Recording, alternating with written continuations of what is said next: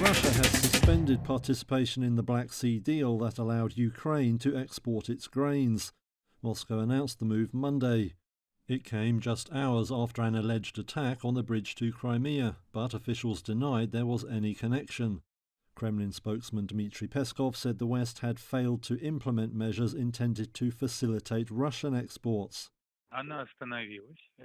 The grain deal has halted. As soon as the Russian part of the deal is fulfilled, the Russian side will resume the fulfillment of this deal without delay. The last ship carrying grain left Ukraine on Sunday. Nearly 33 million tons of corn, wheat and other grains had been exported by the country under the deal. Now Moscow's move will raise concern over global food supplies and prices.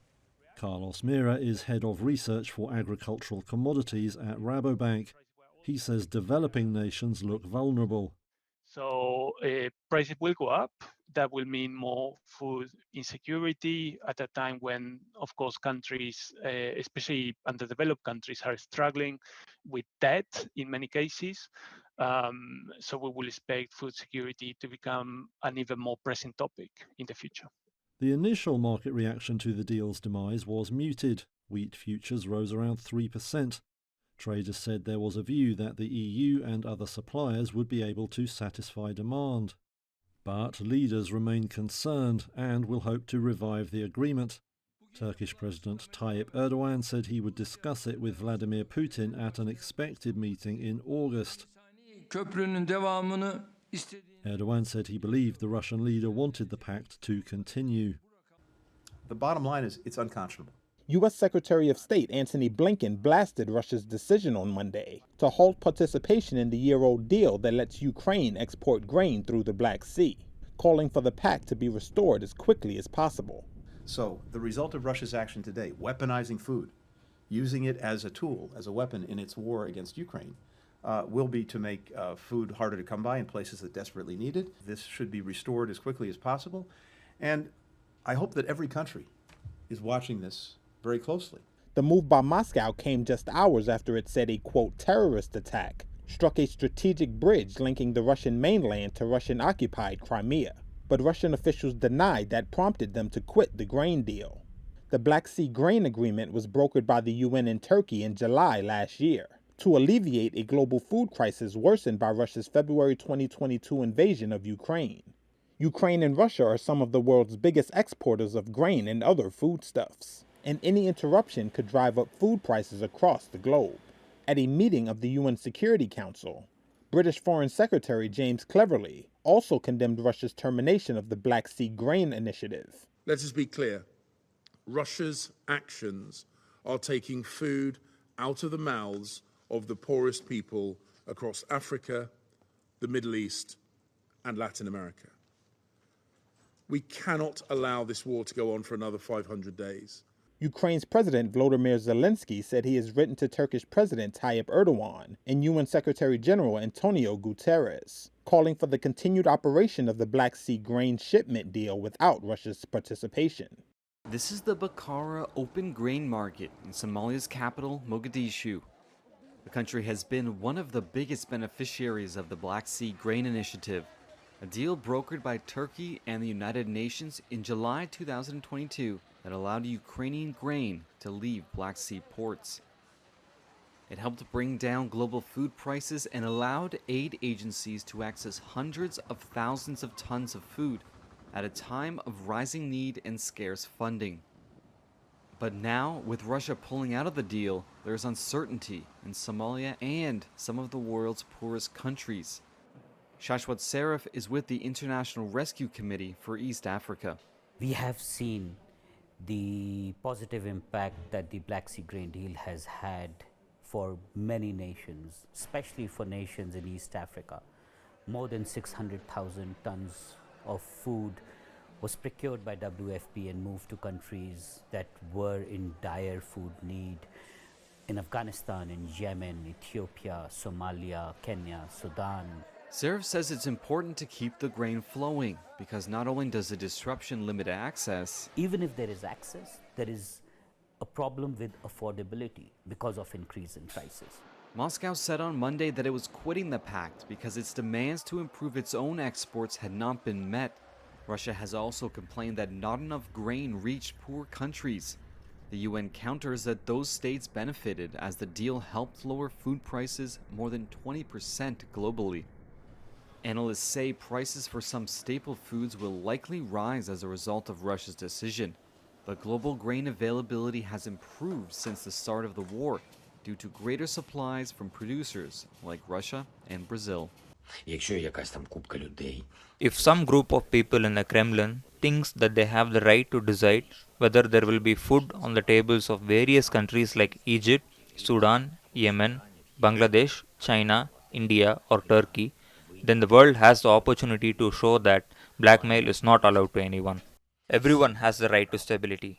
Africa has the right to stability. Asia has the right to stability. Europe has every right to stability. Therefore, we all must ensure security and protection from Russian madness. The Black Sea Grain Initiative can and should continue to operate. If without Russia, then without Russia. The agreement on grains exports is an agreement with Turkey and the UN, and it remains in effect. The only thing needed now is its careful implementation and decisive pressure from the world on the terrorist state. I have sent official letters to Turkish President Erdogan and UN Secretary General Guterres with a proposal to extend the work of the Black Sea Grain Initiative or its equivalent in a trilateral format, as it is the most reliable option. Ukraine, the UN, and Turkey together can ensure the operation of a food corridor and vessel inspections.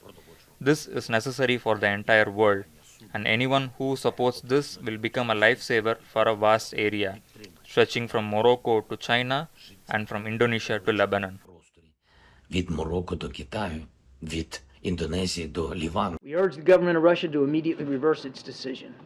Meanwhile, the United States has and we will continue to work with other countries to enable both Russian and Ukrainian grain to reach the rest of the world, including by ensuring that our sanctions do not target, contrary to Russian propaganda, they do not target Russian food or fertilizer, and we will continue to support Ukraine's efforts to get that grain to markets that desperately need it, even if that's through other routes. A lot of work to be done here. This is a deeply regrettable and, as I said, a dangerous decision that we urge Mr. Putin to reverse. And I've seen nothing that proves causation here, that the strike on the bridge led to Putin's decision not to extend.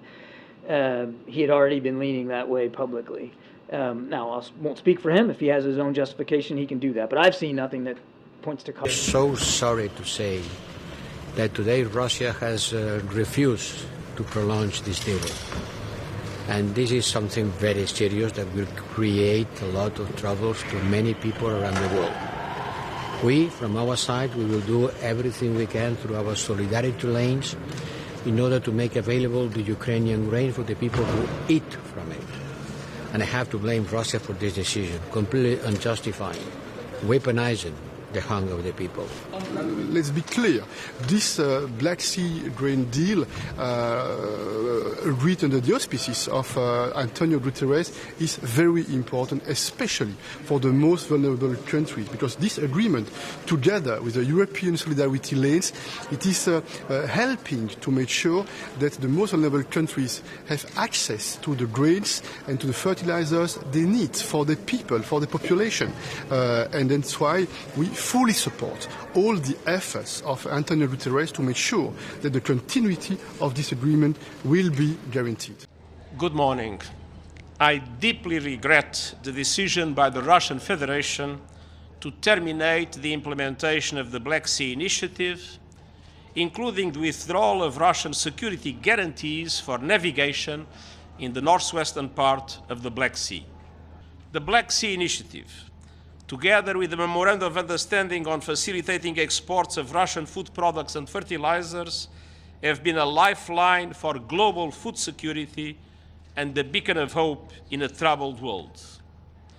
With the decision to terminate the Black Sea Initiative, the Russian Federation also terminated its commitment to, and I quote, facilitate the unimpeded export of food, sunflower oil and fertilizers from Ukrainian-controlled Black Sea ports, end of quote, as expressed in paragraph 1 of the Memorandum of Understanding between the Russian Federation and the United Nations. And this is precisely why I sent a letter to President Putin with a new proposal to keep the Black Sea Initiative alive.